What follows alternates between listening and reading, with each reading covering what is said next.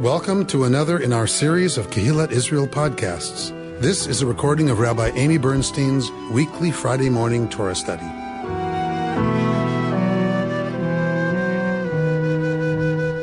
Chukat and Balak are sometimes read together as a double parsha, but because we are in a leap year, we separate out all of those doubles. The ones that are usually doubled, we separate out because we need 4 more Shabbatot. When we have a second Adar, we need 4 Shabbatot of readings. So we are going to look only at Chukat this morning. So would somebody like to begin at 19:1? The Lord spoke to Moses and Aaron, saying, "This is the ritual law that the Lord has commanded. Instruct the Israelite people to bring you a red cow without blemish, in which there is no defect and on which no yoke has been laid.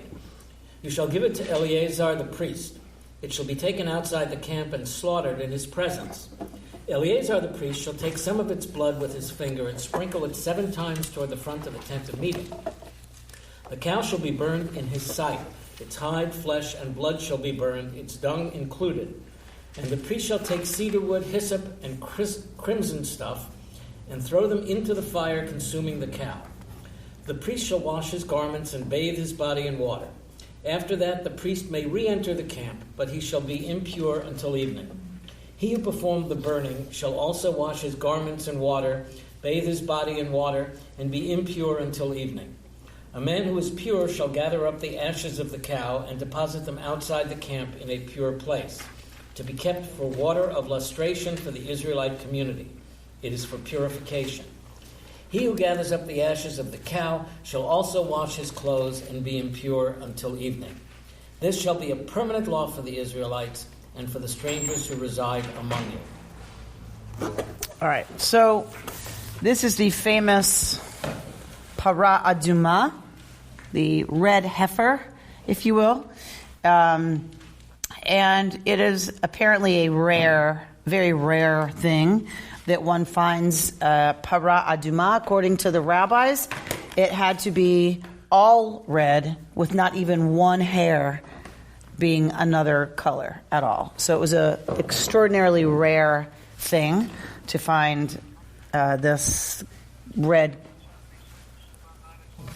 cow, and so it's an interesting ritual, different from some of the other sacrificial offerings that we have, and this is used. So tell me what it's used for. It's purgation. Purgation. What do we know about purgation? To purge. Okay. But it's not an implication of automatic wrongdoing. It's what? It's not an implication for like automatic. It's not a sin offering. It's sort of like a cleansing offering. So what's the difference? It's ritual cleansing.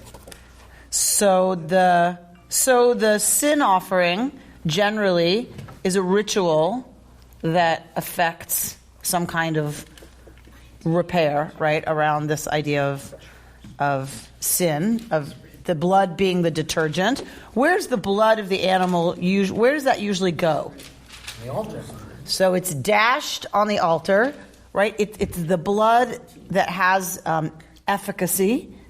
Right? And so the blood is dashed on the altar because what is it cleansing? What is the blood cleansing?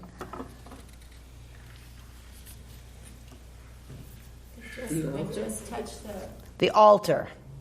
It's cleansing the space. Right? The blood is cleansing the space. Because the space is sacred space, the contamination of sin is drawn to that sacred space.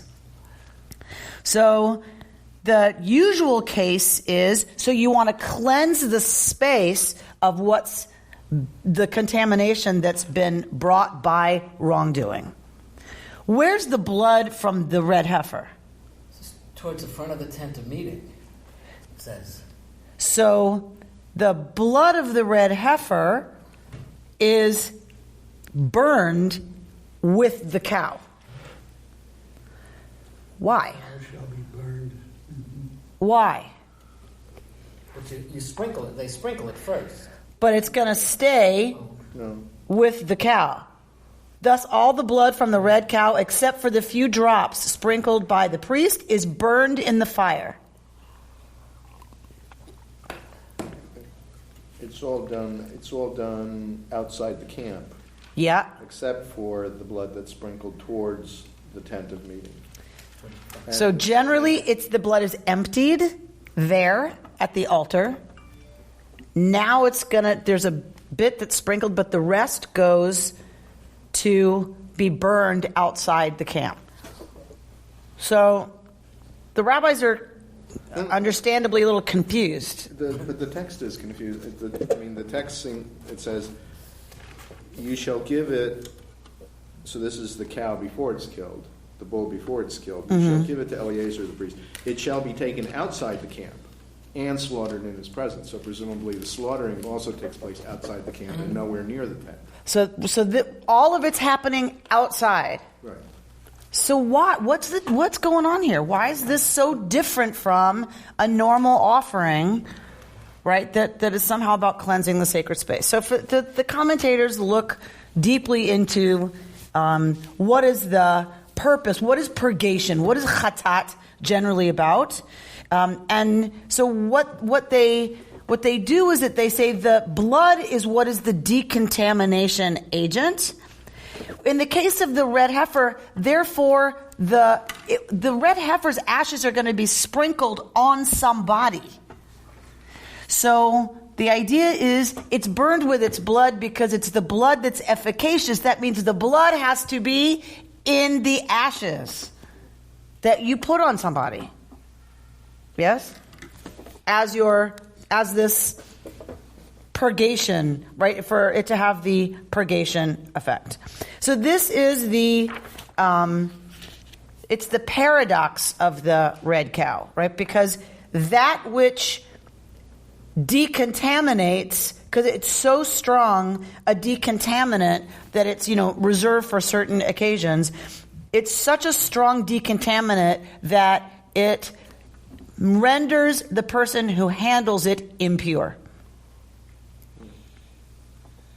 Right? So it's a paradox unless for me, if you compare it to modern medicine, it's a little easier to understand that deep paradox. People are like, wait a minute. How can it decontaminate and render someone now pure because you've used it on them, but the person handling it is impure? What is that? But if you think about in my family, we know the drug Ritalin. Right? What happens to somebody without ADHD who takes Ritalin? They get stimulated. It's a stimulant, right? So it makes you hyper.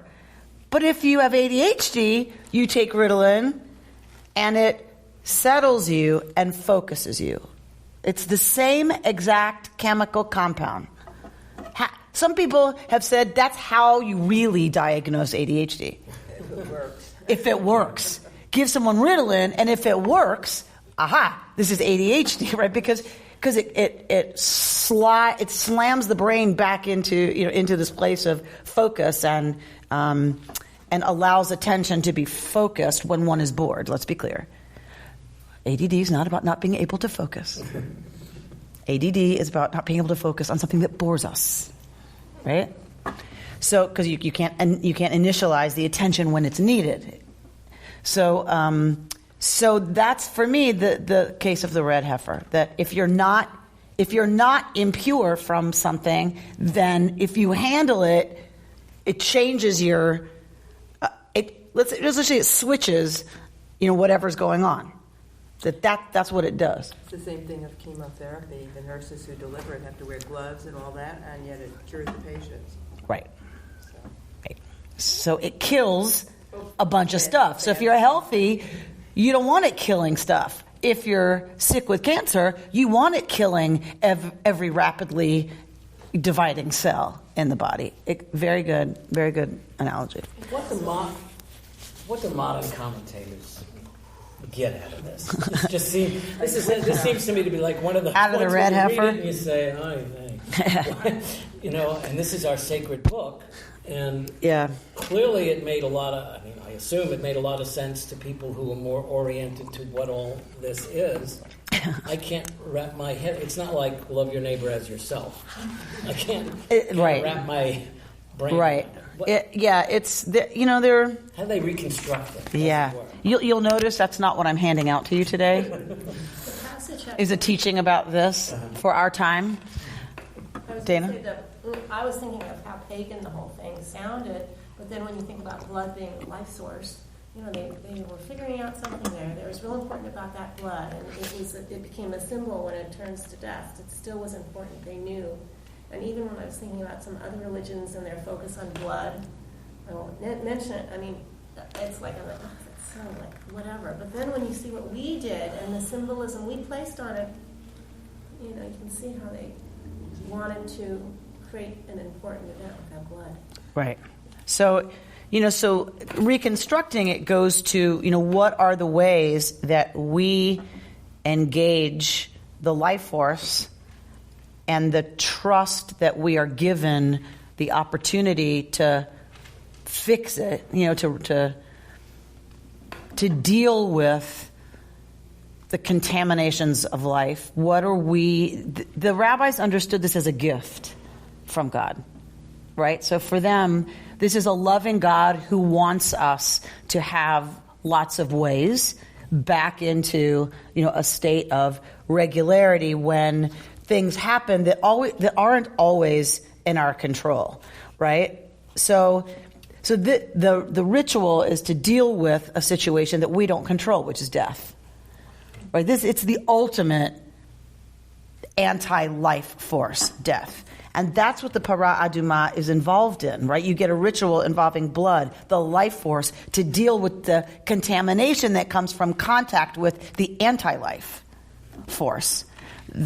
So for us, what are the ways? I had a teacher in rabbinical school who said that if you want to be a rabbi and you want to survive in this field, then after every single funeral, you must, as a rabbi, not optional, you must do something that is life-affirming for yourself. Whether that's a Starbucks latte, whatever it is. For me, it was always a new pair of earrings. So whatever it is, you must have some ritual that you can do, that you can do. So it can't be, okay, well, when it's sunny, I'll go. No. It has to be something you can control having access to, that you can do every time you finish a funeral. Because if you don't, exposure to the anti-life force repeatedly without some repair, without some entrance of the life force into that, will exhaust, deplete, depress, and ruin you. And so I think that wisdom is still there, that we, if we're open to it, is that when we're dealing constantly with when we deal with the death force, which is, that really isn't that the scariest thing there is for us, is non-existence, that someone else's non-existence, our children, our grandchildren, our dogs, their non-existence isn't what's more distressing to us at the existential level. And so what are the ways to reconstruct it? What are the ways we can affirm life, connect ourselves to life when we are exposed to the reality of death? And I think that is something that is ongoing. We're impure after we've been around death and addressed the dogma of taking care of death. We're impure. Right, because impurity in this system was a state of dysregularity. Yeah. So it interrupts our regular flow in the stream of daily living. To have the death force, come in takes you out of the ordinary stream of life. And these were their ways of trying to address that, to bring someone back into knowing that there just needs to be a time that you're over here. That's what Shiva is. It's understanding that there needs to be given time and attention to the state of otherness, because that's important too. Holding people in a state of otherness. It doesn't mean you immediately bring them back into regular life. Shiva, the laws of Shiva, are all about what you don't do what you are excused from because you are in a state of mourning. So that it's saying, Dafka, you're not supposed to be in the normal flow of life for 7 days. There are other restrictions that last 30 days because you're not supposed to be in the regular stream of things for 30 days after a significant loss. It doesn't make any sense. So it's not saying it's here to fix it. It's saying it's here to address it. And then at some point, after being held in that state of otherness, gradually, Shiva's one level, Shloshim is another, the first year is another, and eventually there's a way to mark re-entry into the stream of complete regularity. Isn't this ritual also about the transition towards viewing even dead people as having value? In the sense that, I mean, you have to do a ritual, but you're commanded to sort of treat them with respect. I mean, these are people who are coming out of a place where less than 40 years earlier, if there was a dead one, they would probably be tossed into a mass grave, or that, where they would just be left to rot wherever they were because they were slaves and their lives had no value. And now you're getting to a place where, well, we're not going to treat our dead people like that. This is how we're going to treat our dead people. Could there be any of that?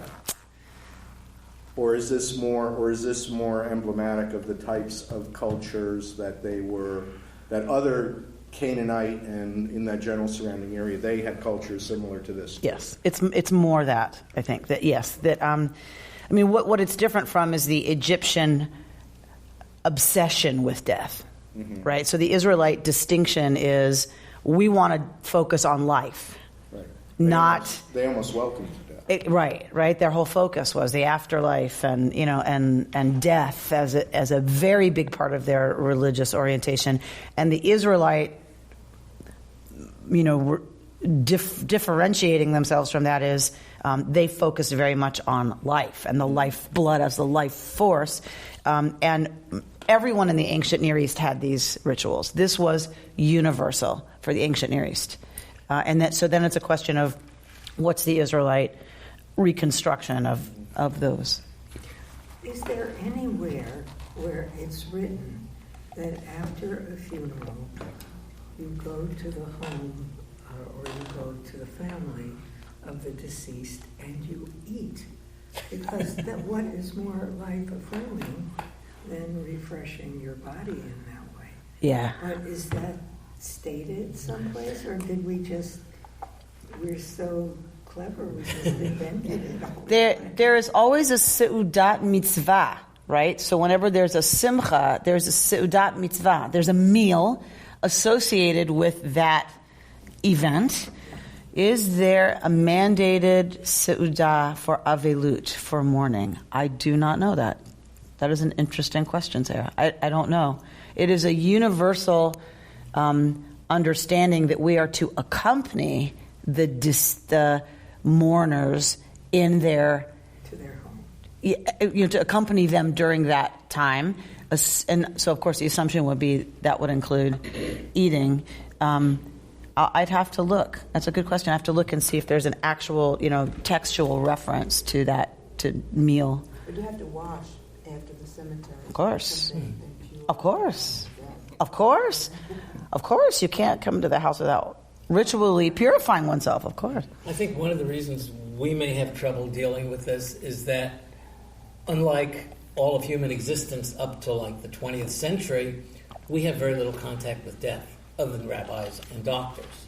Most of us in our lives, probably we're around less than 10 people who passed away, somewhere in that number. But if you go back, death was an everyday occurrence. If you go back to these, people were dying all the time. Children were dying, older people were dying, and it wasn't put off in funeral homes, and it wasn't isolated from the community.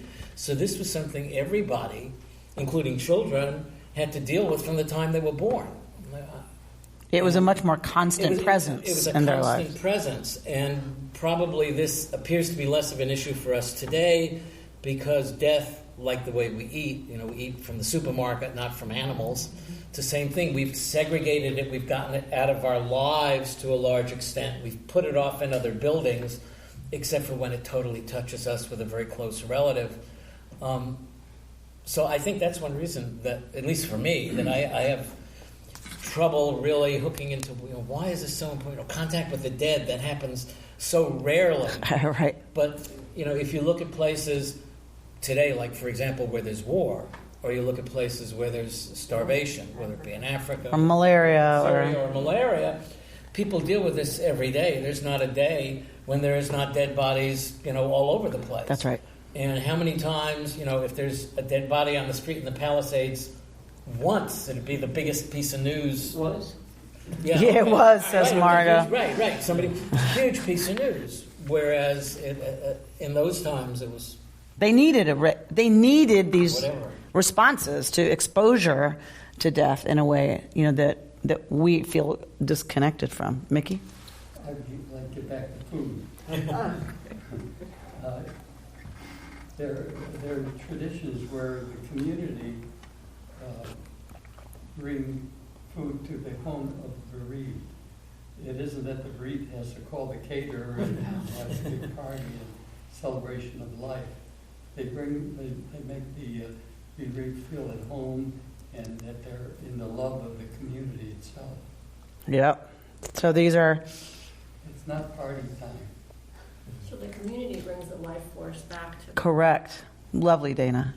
Yes, it is on the community to sustain life, to feed, which is so nourishing and life-giving, as you've said, Sarah. Yes, it's on the community to do that because it's understood that when you are in that space of mourning, you not only cannot, but you should not, right? You should be sitting down on the floor doing nothing except being other, being in a state of complete otherness, because that's what it is. To deny that would be disharmonious. It's the only word that comes to mind. Mickey? Unless you're little, when the rabbis or caregivers, people who do hospital visitations, they're going to transplants, congenital heart failures, leukemias. They're visiting all these patients, and they're trying to, there's sometimes a relative visiting, and you have this atmosphere. And it seems that the professionals that do this, when they leave at the end of the day, personally, there's a sort of a cleansing that they're not in that position. They're healthy, they're carrying on, they can do so much. I know several, even my own work, when I get through, and I've talked to other people who do visitations, they go to the same thing in order to get them out of that atmosphere of, they don't want to get depressed. They're there to cheer people up or to comfort them. And at the end of the day, they take time off, just quiet place to think about it and appreciate the fact that they're healthy, they're able to. It's a cleansing sort of thing. They're able to help other people. On good days. On good days, that's what happens. Yeah. Lots of days, that's not what happens. Okay. Right? And I mean that's... Okay. Yes, when we're healthy and rested and in touch, that's exactly what happens. But I know lots of clergy and lots of doctors who burn out or become cynical or disconnect and stop feeling because they don't do that work of repair at the end of every day, and it becomes a really destructive thing. So when we're well and healthy and doing it right, 100%, that's the way to do it. Other days, it's like... Instruction for it. This is the instruction for those people who have to care for... Right, so in terms of reconstructing it, when we ask what does that look like, it's about, what Mickey said. So how do we do that now? How do we make sure we're doing that now? And this is a real crisis in the caregiving industry, if you ask me. It's a huge crisis that we don't do this work. many of us. We go home and there's a kid who's been waiting for us all day, who now wants us to cook dinner, and now wants us to do this, and the dog has to be walked, and and we don't do that a lot of the time, and it's a real issue. It's a real challenge. I think. One more thing on a lighter tone. Florence here, in her Gloria days, gave a dissertation at Sinai Temple on the red heifer. Can we get a copy of that? Can we get a copy of that? Well, I'm not sure she remembers that. That would be wonderful to know what she... Yeah, do you have a copy? In your computer or something. In your files. In your Xeroxed files. All right, so let's move on to this next incident. So we're coming out of a ritual that is about repair, right? And we're coming out of a ritual that has to do with death. Let's go to chapter 20. Somebody read. The Israelites arrived in a body at the wilderness of Zin on the first new moon, and the people stayed at Kadesh. Miriam died there and was buried there. The community was without water, and they joined against Moses and Aaron. The people quarreled with Moses, saying, "If only we had perished when our brothers perished at the instance of the Lord. Why have you brought the Lord's congregation into this wilderness for us and our beasts to die here?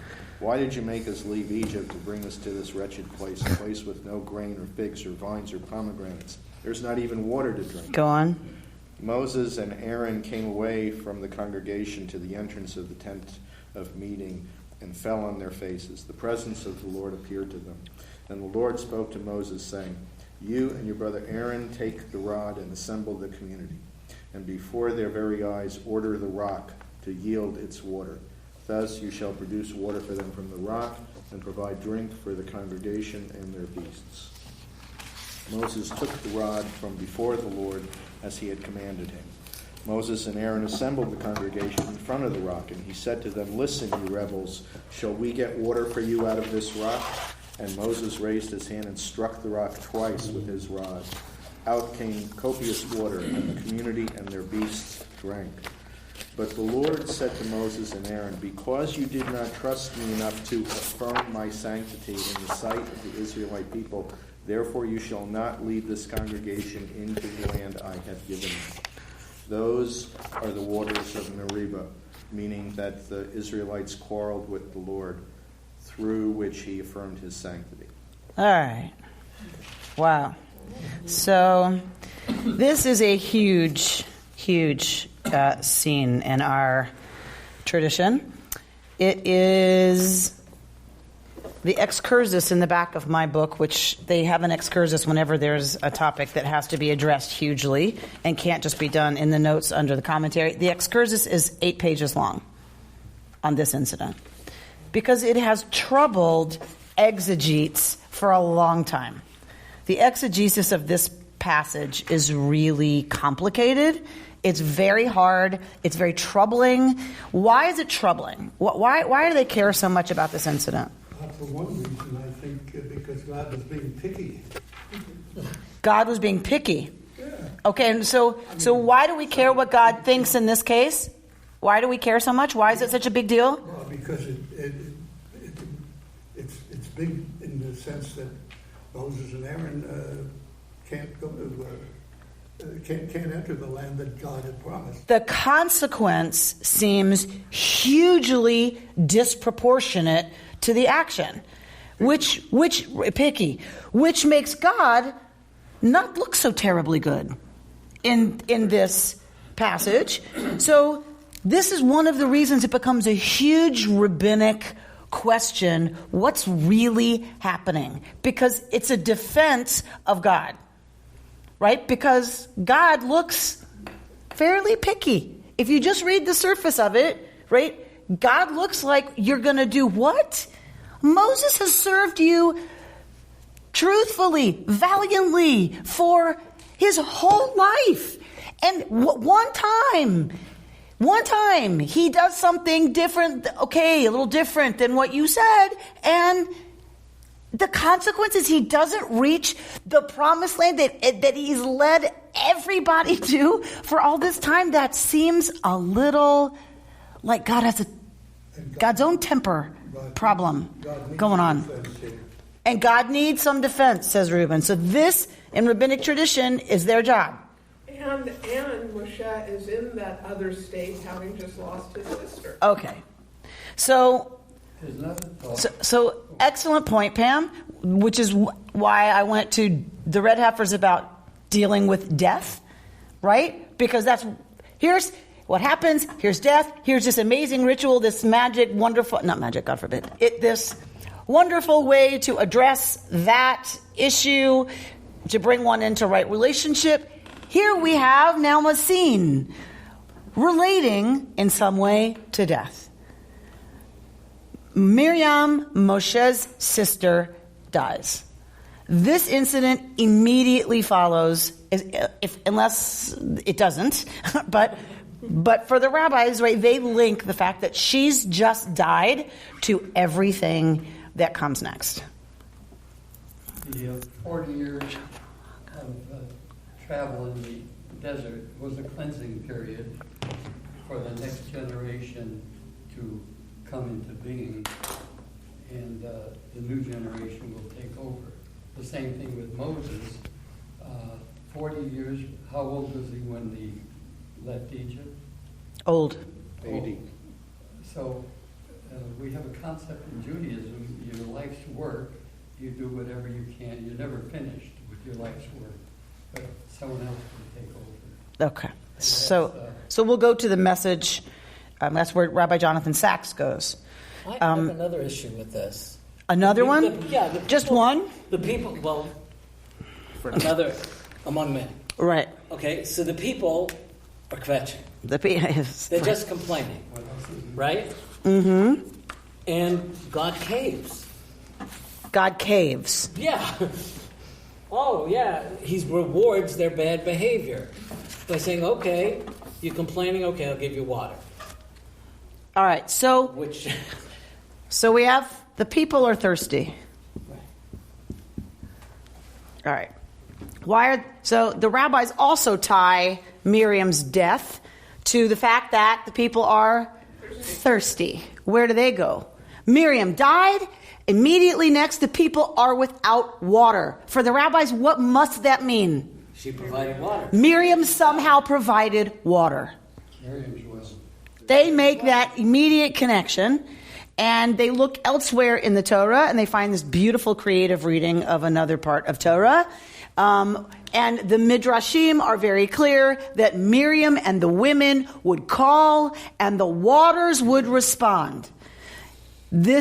And that wherever Miriam was, there would be a well of water that slaked their thirst, as well as healed anything that was wrong with them. Pretty good. So this is one of the places we get the tradition of Miriam being associated with water.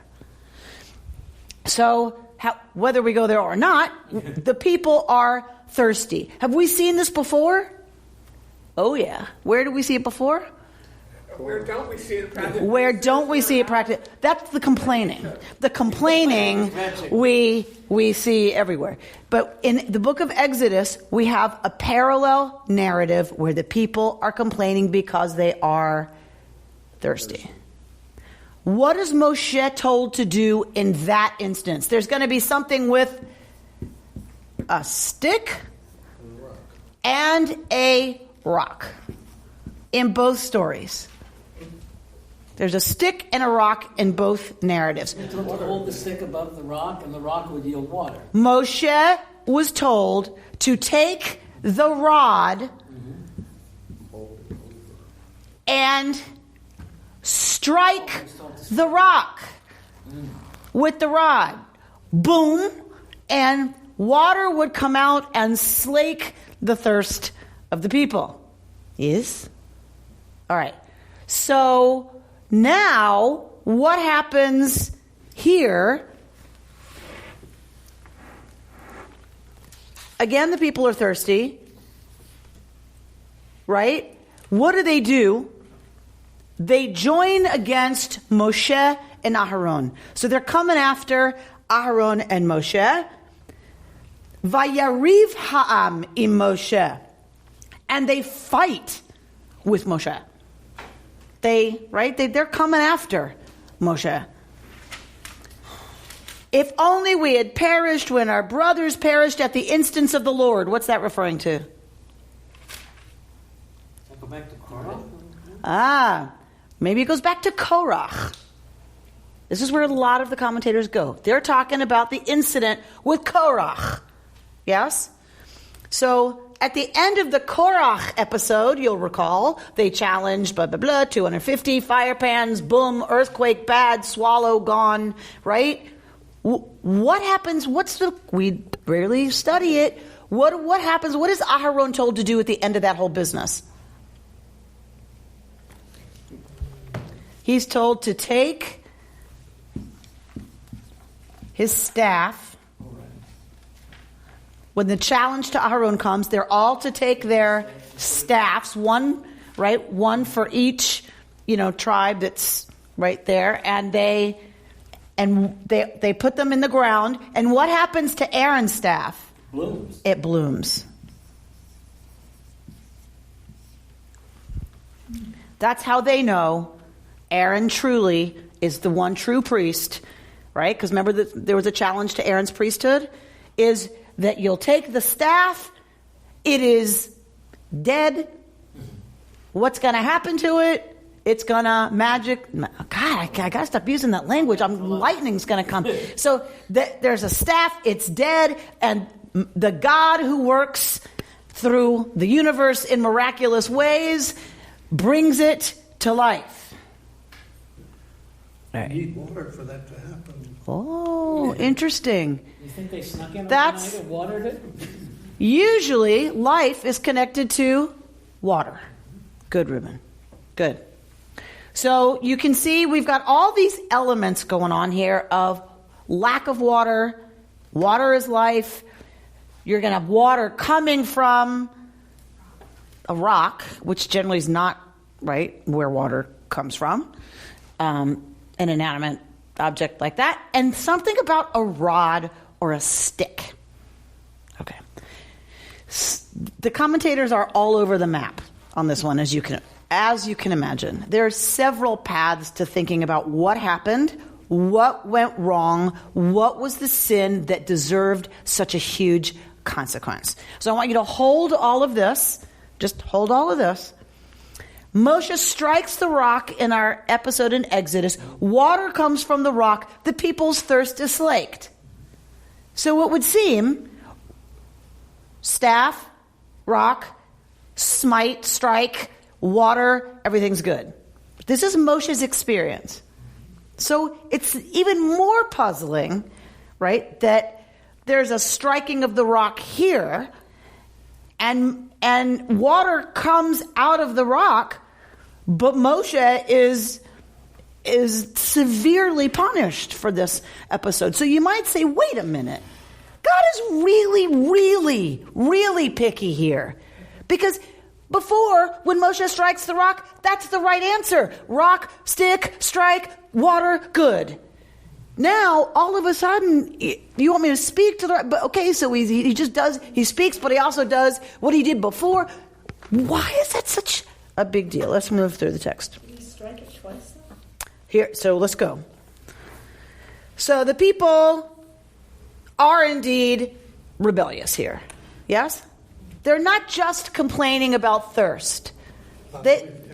They're complaining about everything else, right? Why did you make us leave Egypt to bring us to this wretched place, a place with no grain or figs or pomegranates, and there's not even water? Water's like the last thing they say. They have a whole lit right here we go again. Now, someone said the desert was supposed to be a cleansing experience for the Jewish people. Was it?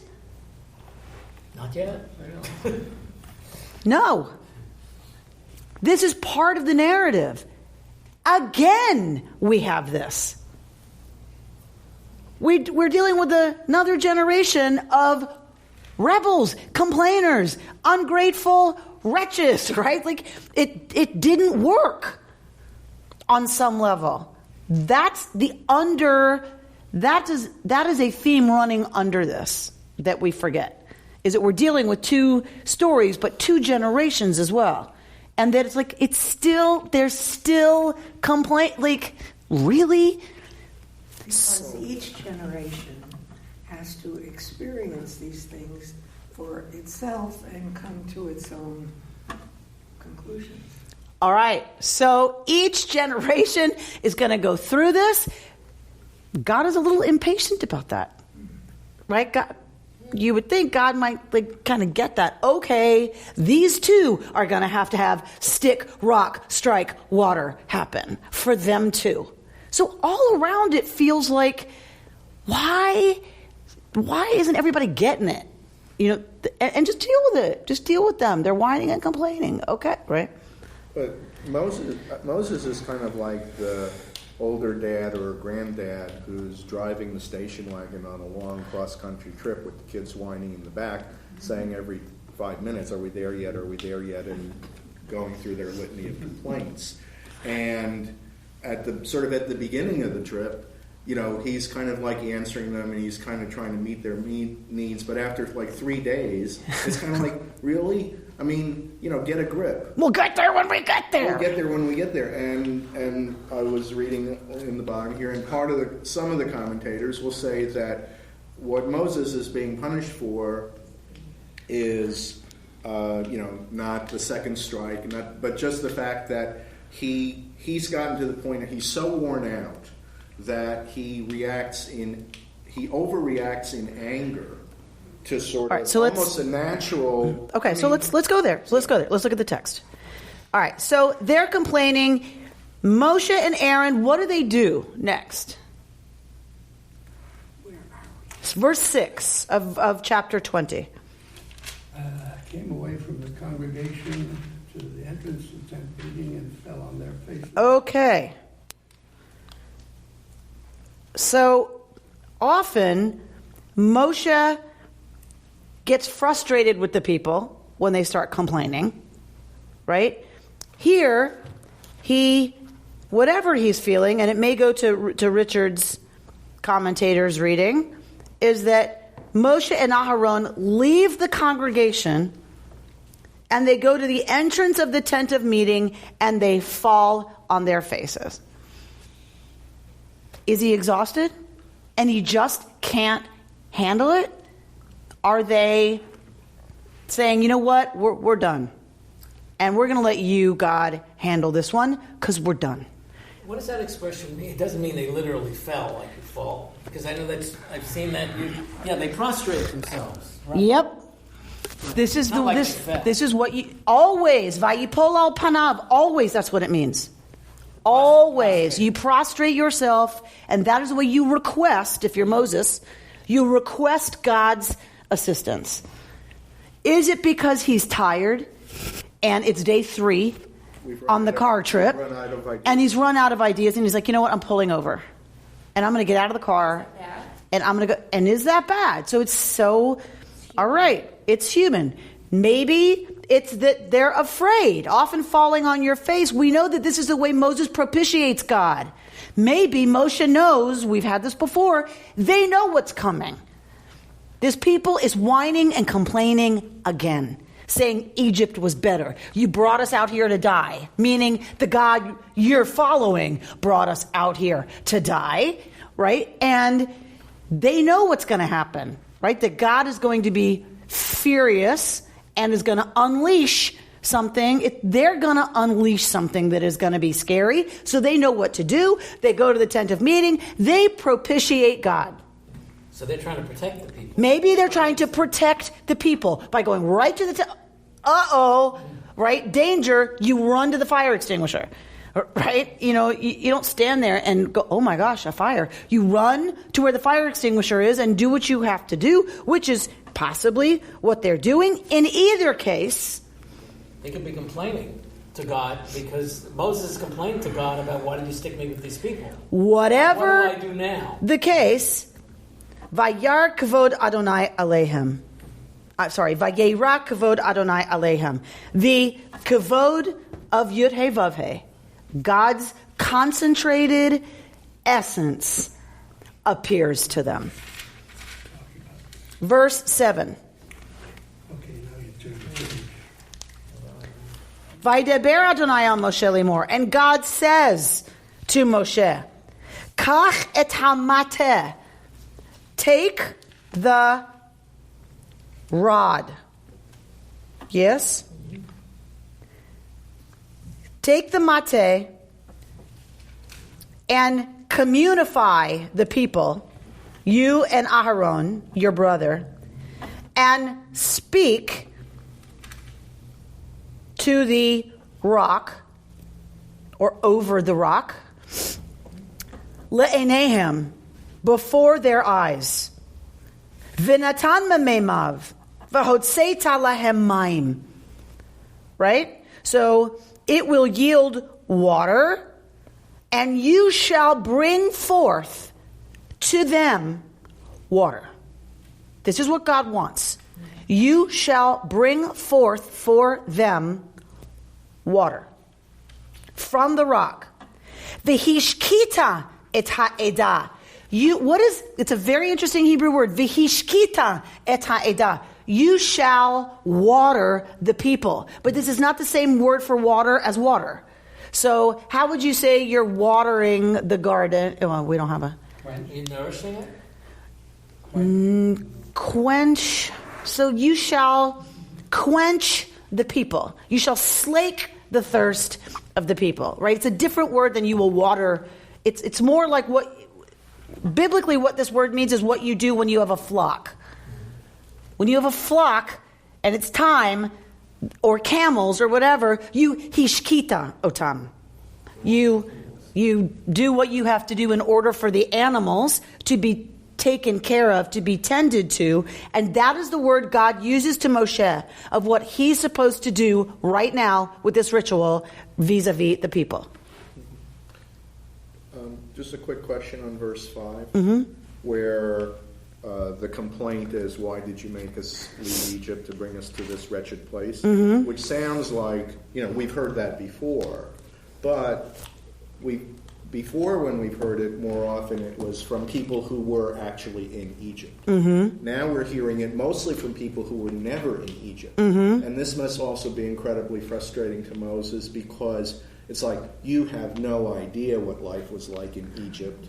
And Who are so y'all to even talk about this? To say that this is a more wretched place than Egypt, you don't have a clue. Okay, so it's even... Every parent's job. It's even a worse Is to crime. explain.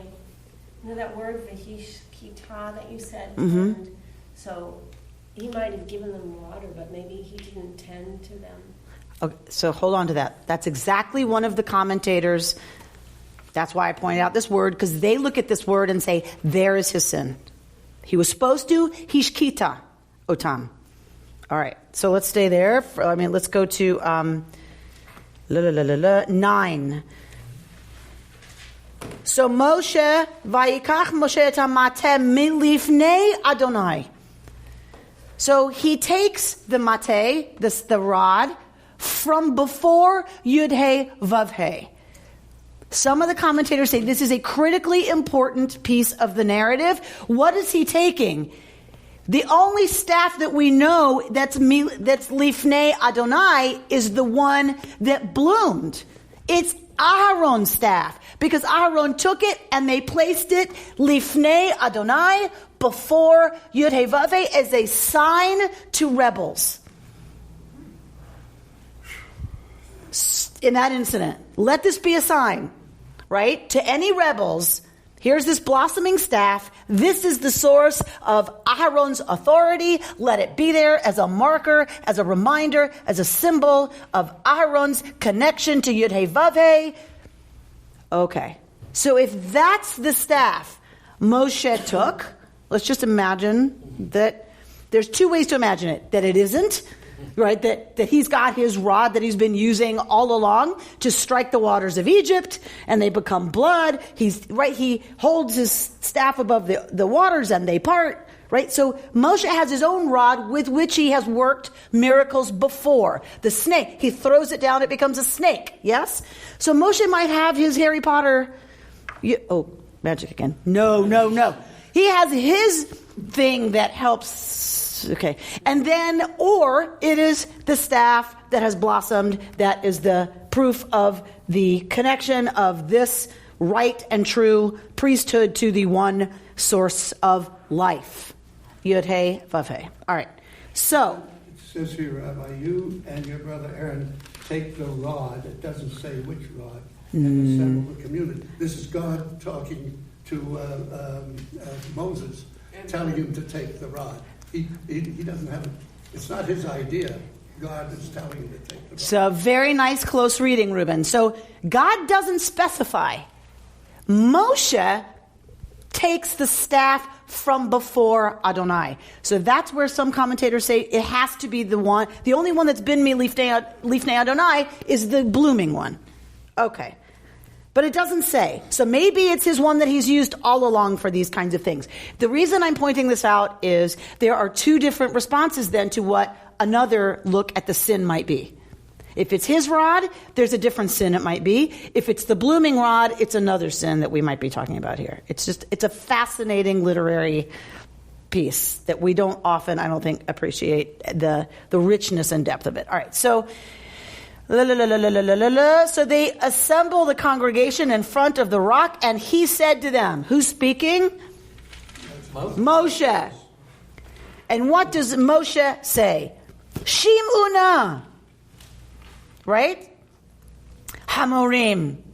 You rebels. Listen, you rebels. Shall we get water for you from this rock? Shall we get water for you? From this rock? All right. For some commentators, here is the sin. For the commentators, for some, this is the moment that Moshe goes completely off the rails, and it is a fatal mistake. It is a fatal error. What is the error? For some, we've just come out with a ritual that was all about rectifying the situation after death.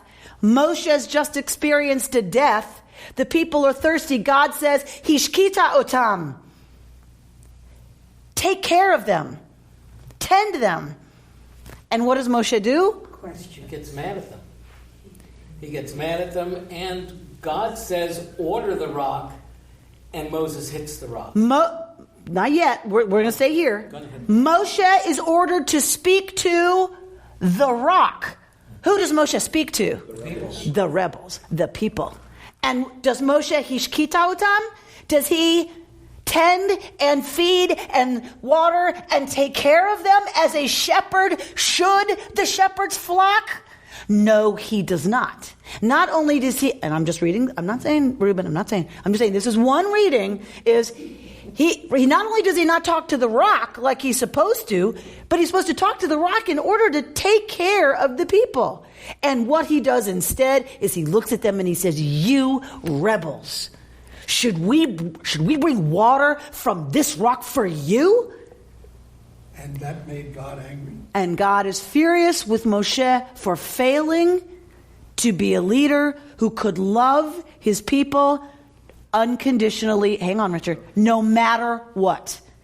Right? That he's not behaving as God's emissary, as God's chosen leader. He's acting like somebody maybe who's grieving, somebody who's been touched by death and by loss right now. Maybe it's day 3 of the car trip and he's had it. He's exhausted. He's out of options, and he turns on the people and calls them, what they are, rebels, indeed they are. And that for some of the rabbis, the real sin is not even the rebels part. It is the Hebrew nun. It's one letter. One letter is Moshe's fatal error, and that is notzi. Shall we bring forth water for y'all? What is the sin? He made himself like God. He took the credit. The committee, me and God. Yeah. Or me and Aaron. Shall me and Aaron bring forth water from this for you is one sin, possibly, right? Like, you ungrateful people don't deserve the water. Or is it, shall we bring forth water for you? This is Moshe's fatal error, is that you can never, when you're representing God, in any way indicate that it is you who are doing it and not God. You are a vessel. You are a portal. You are an agent. You are God's representative at the bedside. God forbid you ever think it's you. And if you think that, okay, you need to go for therapy, you need to go get a massage, you need to go deal, you need something. But when you say, if you ever act or say it out loud, so that people have any opportunity to believe that it's you instead of God, you have now committed the most irresponsible act of heresy possible.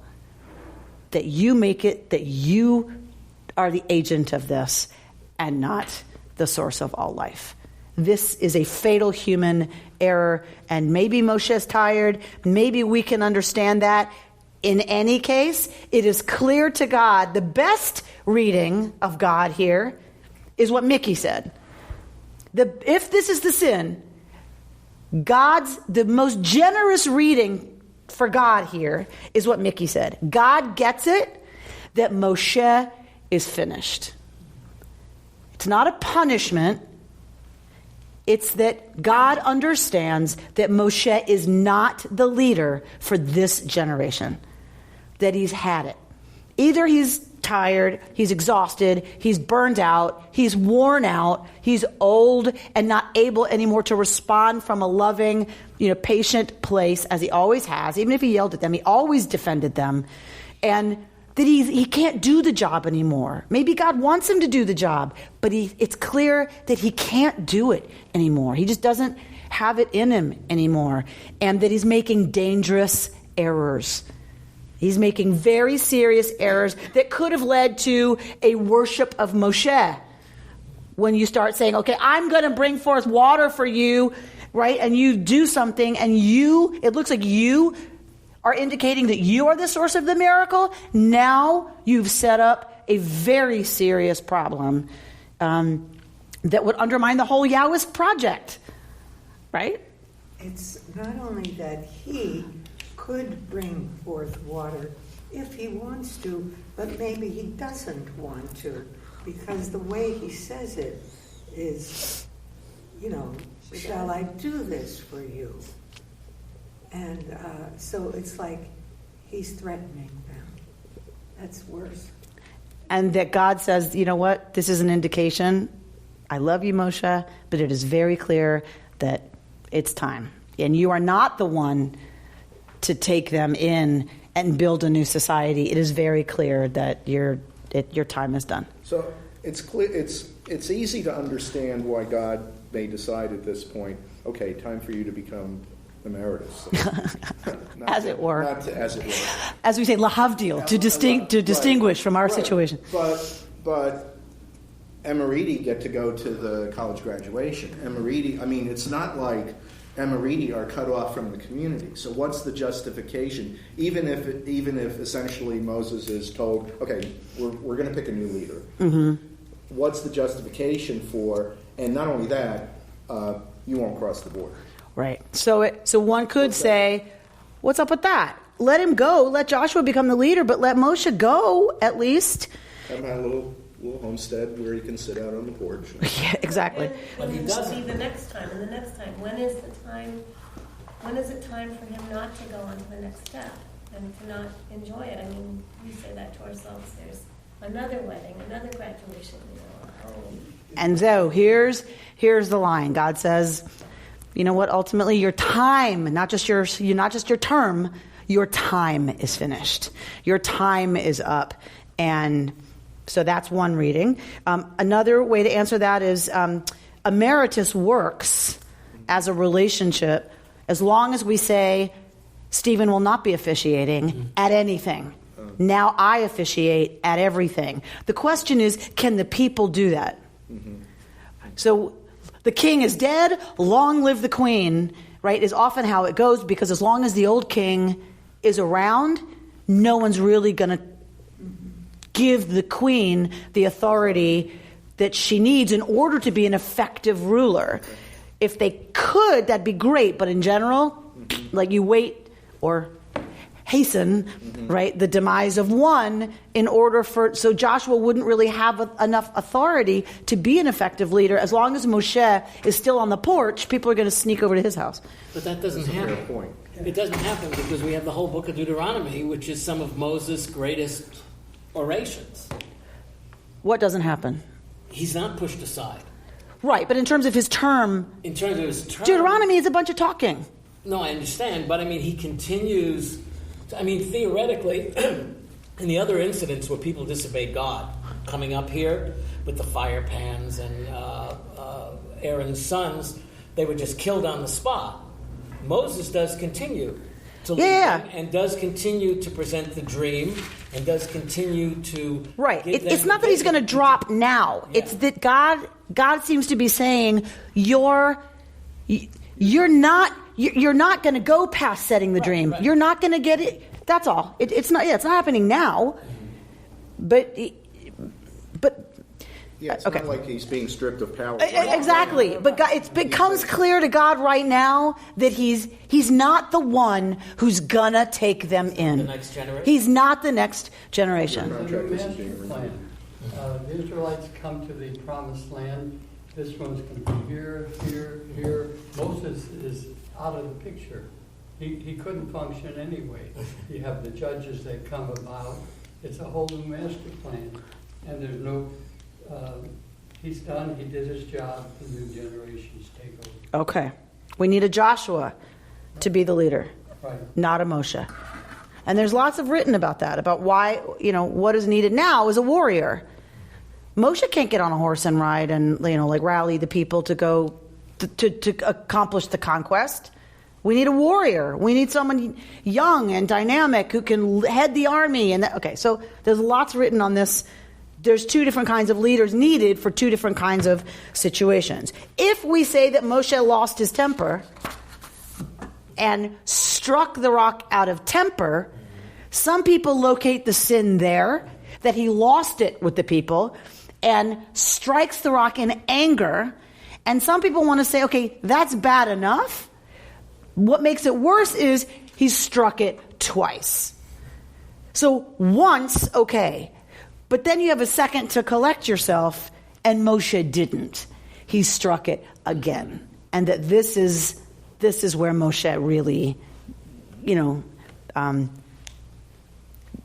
goes directly against, again, what a leader needs to be doing, but what God wants him to do. All right, I want to close with thinking about these two kinds of staffs. Tell me how... No, I won't ask you. I'll tell you.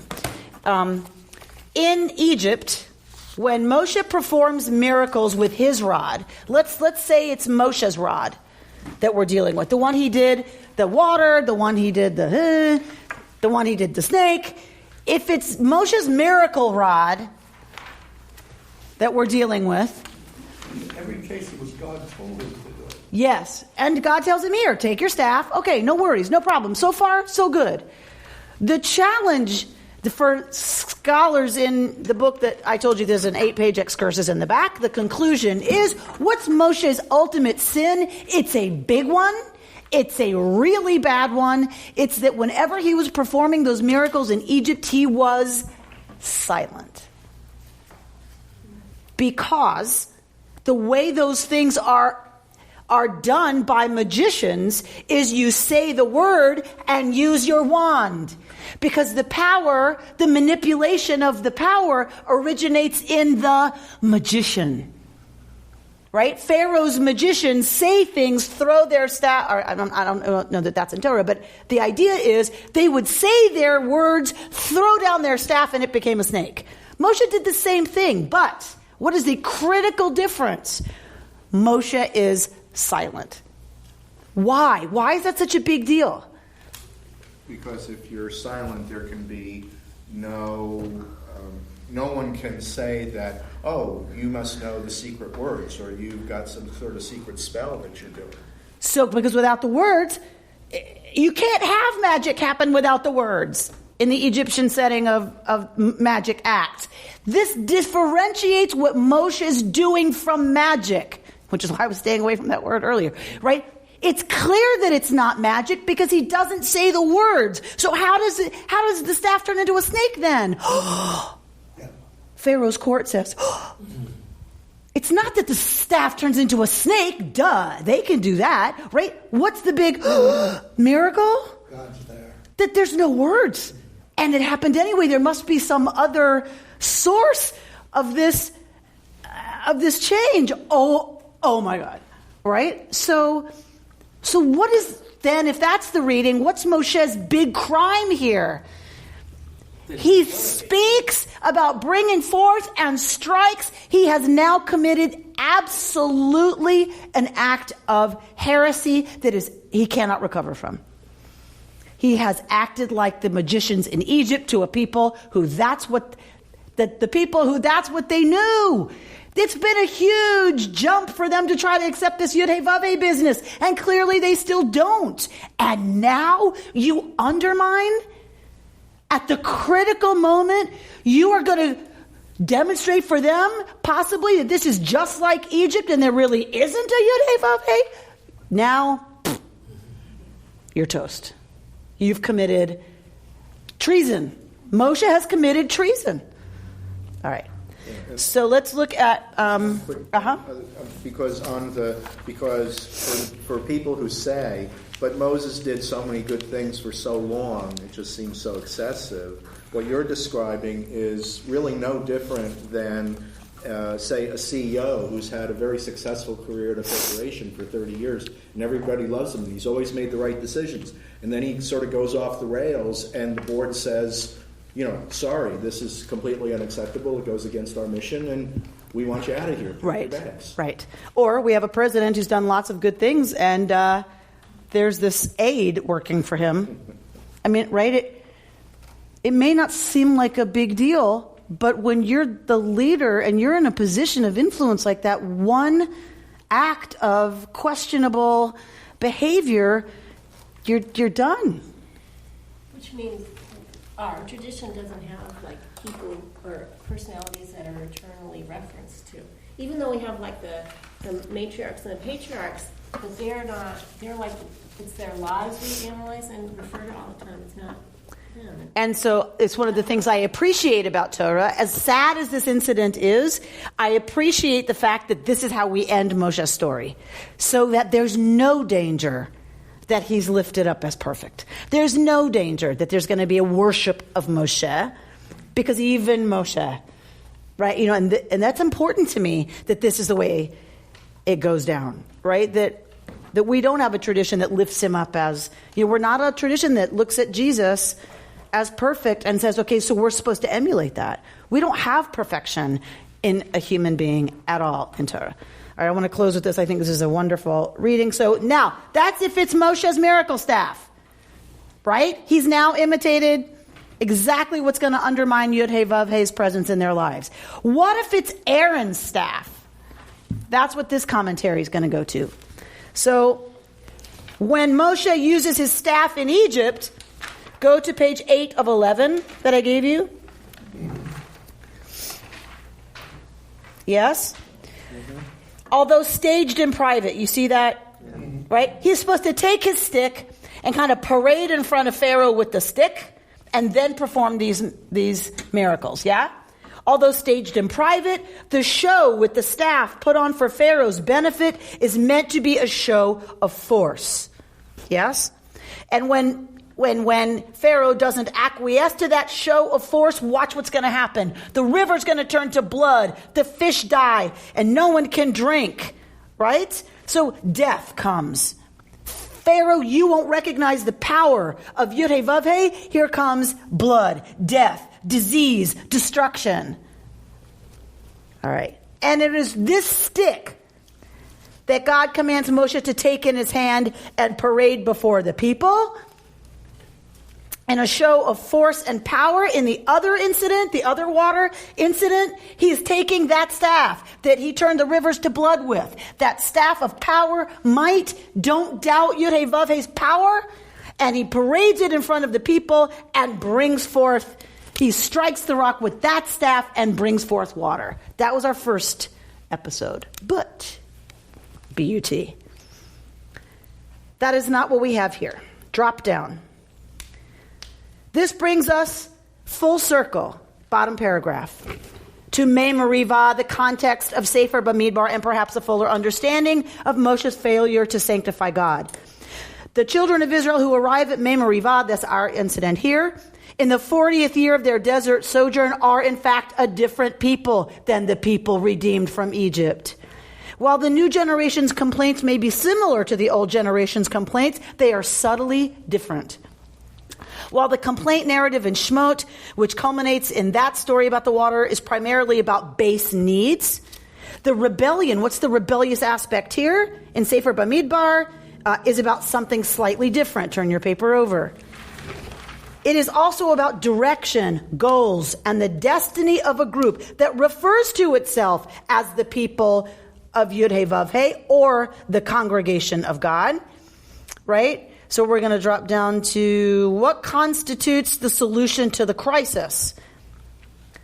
The context of Sefer Bamidbar, the previous unfolding of the rebellion narrative, has already provided the answer. For the generation of Egypt, referred to 7 times throughout that narrative as Am, as people, a newly emergent nation, barely more than a rabble of slaves, force and power constitute the right means. Meaning that staff with which he did all that craziness in Egypt, all that destructive power, might, bigger than Pharaoh, Yud-Heh-Vav-Heh is more powerful than Pharaoh. That was the right staff to use. That was the right approach to take.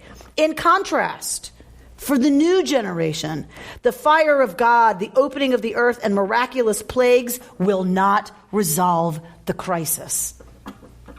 Only a demonstration of the life-giving and sustaining qualities of Moshe and Aharon's leadership will resolve the crisis.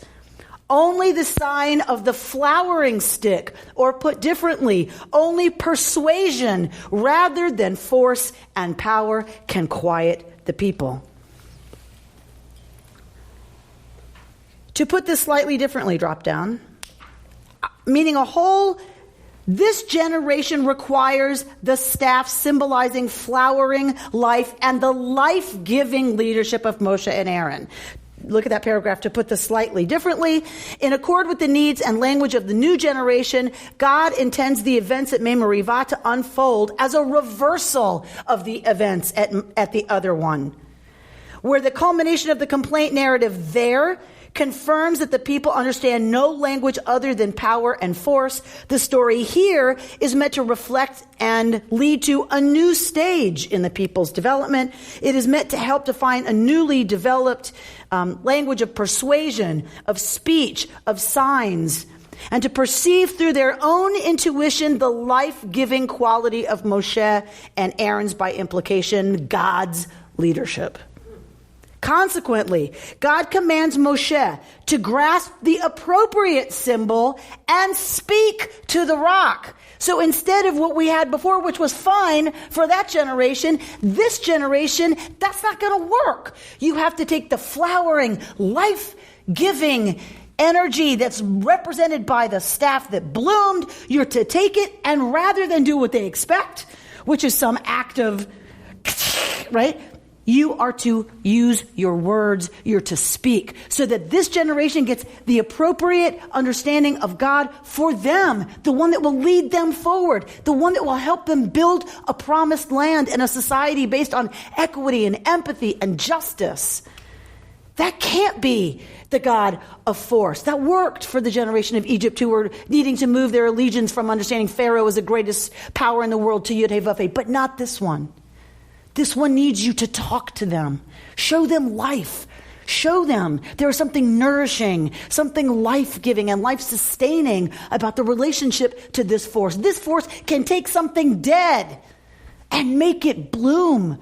It can take dead things and make them come alive. That, trust in that, some kind of proof that that is possible is what this people needs for them to become the inheritors of the land of Israel, the land flowing with milk and honey, the land that is life-giving, fertile, life-sustaining, to behave in ways that are life-affirming and life-sustaining.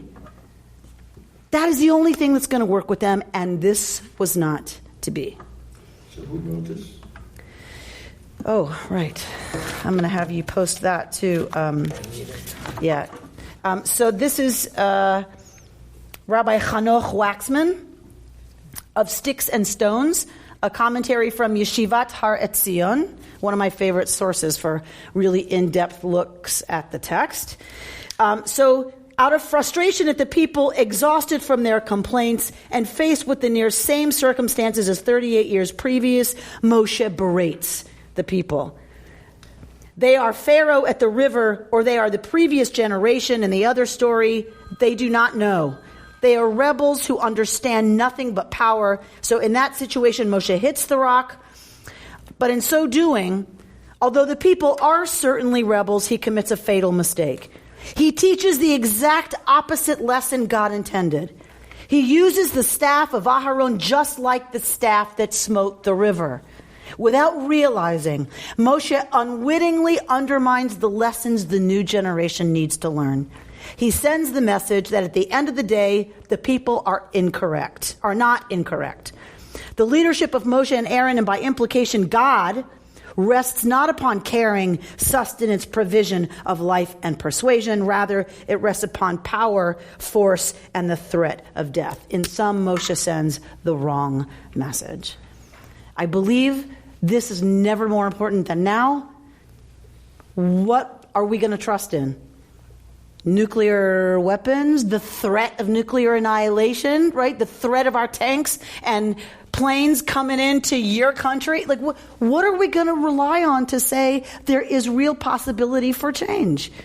Is it strength and might and sticks that, show, that there's a force that you have to reckon with? Or is it there is a life-giving, sustaining, growthful, power, as Kaplan would say, capital P, that makes for transformation, capital T. There is that in the world, and here's the evidence of it. Sustenance, learning, growth, right? All those things. And every day, I believe we are called to make this choice. And sometimes, yes, that stick is the only thing that's going to be effective. But the teaching here for me that's so important is Moshe, his failure was in discerning that a different situation and a different set of circumstances called for a completely different course of action, one that would allow the people to truly develop and grow in the ways that they needed. You've been listening to Rabbi Amy Bernstein's Friday morning Torah study from Kehillat Israel in Pacific Palisades, California. For more information, go to our website, www.ourki.org.